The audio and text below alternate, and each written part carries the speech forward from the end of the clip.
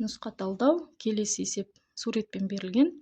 Суретте тогы бар өткізгішке әсер ететін ампер күшінің бағыты мен формуласы. Соны табу керекпіз. Суретте бізде бірінші түсініп алайық, не бейнеленіп тұр. Мына жерде магнит өрісі тұр. Яғни B деген ол магнит индукциясы, яғни магнит өрісі тұр. Сол өрісте мынандай бір ұзындықта, мына ұзындығын белгілеп тұр. Осындай бір ұзындықта ток өткізгіш тұр. Өткізгіш, яғни сон бөлігін көрсетіп тұр, магнит өрісі әсер етіп тұрған бөлігін көрсетіп тұр. Осы өткізгіште ток жүріп жатыр. Оның стрелкамен көрсетіп тұр, ол бізге қарай, сурет алдыңызда тапсырма тұр, қарасаңыз стрелка сізге қарай келе жатыр. Демек, токтың бағыты берілген, индукцияның бағыты берілген, ұзындығы берілген. Енді осы жаңағы өткізгішке магнит өрісі тарапынан әсер ететін ампер күшін анықтау керекпіз.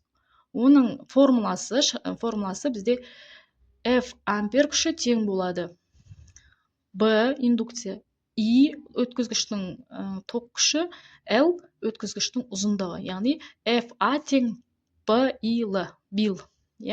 Осыған тең болады. Формуласы солай. Ал енді бағытын қалай табамыз? Мұндай есептер келген кезде сол қол ережесін қолданамыз. Бірінші түсіндіре кетейін. Сол қол ережесі деген кезде сіз өзіңіздің сол қолыңызды аласыз. Бұл жерде нені білдіреді?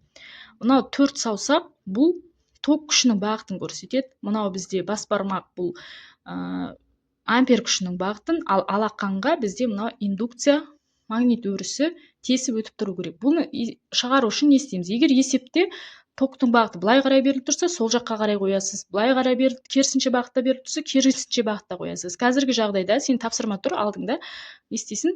Стрелка саған қарап тұр. Онда сен де мына 4 саусақты не істейсің? Өзіңе қаратасың. Былай қараттым. Енді магнит өрісі қалай болды? Магнит алақаннан тесу керек. Магнит былай қарай тұрған жоқ, жоғарыдан төмен қарай тұр. Демек, сенің алақаныңды осылай жаясың, жоғарыдан төмен қарай сен алақаныңды магнит өрісі тесіп өтеді. Ал сол кезде бас бармағымыз қайда қарап қалады екен? Мына бетке қарайды екен. Бұл бет бізде не болады? Оң жаққа қарайды екен. Демек, есепте жауап оңға қарай F тең BIL. Яғни жауап В жауабы болады екен. Дұрыс нұсқасы В.